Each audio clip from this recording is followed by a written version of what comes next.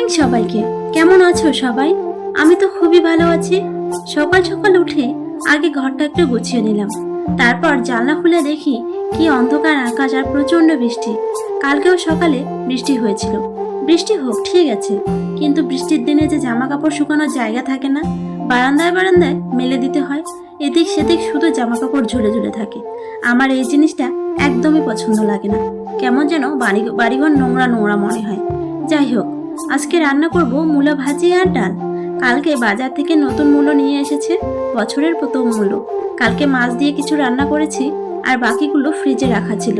আজকে ভাবলাম বাকিগুলো ভাজি করি।